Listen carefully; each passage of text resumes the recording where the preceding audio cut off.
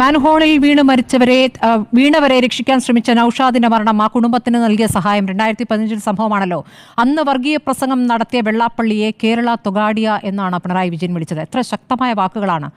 ഇന്ന് അതിലും രൂക്ഷമായ പ്രതികരണങ്ങൾ നടത്തിക്കൊണ്ടിരിക്കുകയാണ്. ഒരു പ്രതികരണവുമില്ല എന്ന് മാത്രമല്ല, അദ്ദേഹത്തെ ആദരിക്കുന്നു, അദ്ദേഹത്തിനെ പുകഴ്ത്തിക്കൊണ്ടുള്ള വാക്കുകൾ പറയുന്നു. ഒരു കണക്ക് ഞാൻ പറയുന്നത്, ശാസ്ത്ര സാഹിത്യ പരിഷത്ത് നടത്തിയ ഒരു പഠന റിപ്പോർട്ട് പുറത്തു വന്നിട്ടുണ്ടല്ലോ.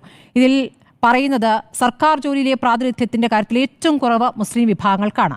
28% ജനസംഖ്യയുള്ള മുസ്ലിം വിഭാഗത്തിന്റെ സർക്കാർ ജോലിയിലെ പ്രാതിനിധ്യം 14% താഴെയാണ്.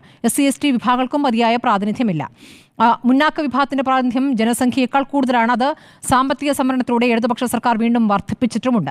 അപ്പോൾ തൊഴിലില്ലായ്മ മുസ്ലിം വിഭാഗത്തിലും ദളിത് വിഭാഗത്തിലും കൂടുന്നു എന്നുള്ള കണക്ക് നമ്മുടെ മുന്നിലുണ്ട്. 2004 ഒരു റിപ്പോർട്ട് പരിഷത്ത് വിട്ടിരുന്നു. അതിനുശേഷം 2019 ഈ വിവരങ്ങളൊക്കെ വീണ്ടും പുറത്തേക്ക് വരികയാണ്. ഈ കണക്കുകൾ വെച്ച് ഇതിനെ പ്രതിരോധിക്കേണ്ടി വരുമല്ലോ, വെള്ളാപ്പള്ളി ഇവിടെ ഇല്ലാത്ത കണക്ക് പറയുമ്പോൾ. അപ്പോൾ അതിനോടുള്ള അങ്ങയുടെ പ്രതികരണം വേണം.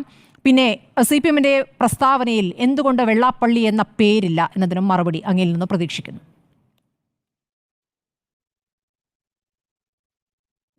മറുപടി പറയാൻ നിങ്ങൾ അവസരം തരണം. ഇടക്ക് കയറി ചോദ്യം ചോദിക്കരുത്. നിങ്ങൾ ചോദിച്ച കുറേ ചോദ്യങ്ങളും ഉന്നയിക്കപ്പെട്ട കുറേ വിഷയങ്ങളുണ്ടല്ലോ.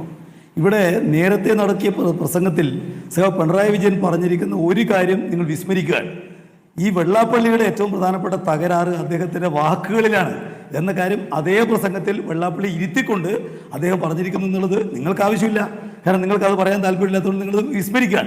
എന്നാൽ അദ്ദേഹം അങ്ങനെ പറഞ്ഞിരുന്നു. പിന്നെ നിങ്ങളുടെ സ്മൃതി അടക്കമുള്ള അതുപോലെ ഈ UDF-ൻ്റെയും ഒക്കെ ആവശ്യം എന്ന് പറഞ്ഞാൽ ജമാഅത്ത് ഇസ്ലാമിയെ പോലെയോ അല്ലെങ്കിൽ RSS-നെ പോലെയോ SNDP-യെ CPM കാണണം. ഞങ്ങൾക്കറിയാം SNDP ജമാഅത്ത് ഇസ്ലാമി അല്ല, SNDP RSS അല്ല. കേരളത്തിലെ പിന്നോക്ക വിഭാഗം നിൽക്കുന്ന ജനങ്ങളുടെ സാമൂഹ്യ പുരോഗതിയിൽ നവോത്ഥാന പ്രസ്ഥാനത്തിന്റെ കാലം മുതൽ വലിയ പങ്കുവഹിച്ച ശ്രീനാരായണ ഗുരുവിന്റെ പ്രസ്ഥാനത്തിന്റെ തുടർച്ചയാണ് ഇപ്പോഴുള്ള SNDP. ഇവിടെ വെള്ളാപ്പള്ളി പറഞ്ഞിരിക്കുന്ന കാര്യങ്ങളെ സംബന്ധിച്ച് വളരെ കൃത്യമായതിലൊക്കെ ഞങ്ങളുടെ പാർട്ടിയുടെ പ്രസ്താവനയിൽ പറഞ്ഞിട്ടുണ്ട്. നിങ്ങളുടെ പ്രത്യേക ആംഗിൾ വായിക്കുമ്പോഴാണ് അത് കാണാൻ കഴിയാത്തത്.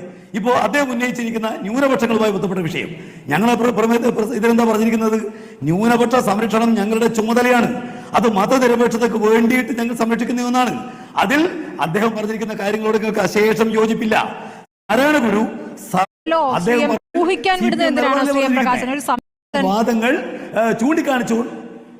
പേര് പറഞ്ഞാലേ ഇതിപ്പോ വേറെ ആളെ പറ്റി ഇറക്കിയ പ്രസ്താവനയല്ലല്ലോ. ഇന്നലെയും ഇന്നുമായി നടക്കുന്ന ഇദ്ദേഹവുമായി ബന്ധപ്പെട്ട കാര്യങ്ങൾ അത് പിന്നെ ഏത് ഞങ്ങൾ പ്രസ്താവന എങ്ങനെ ഇറക്കണം?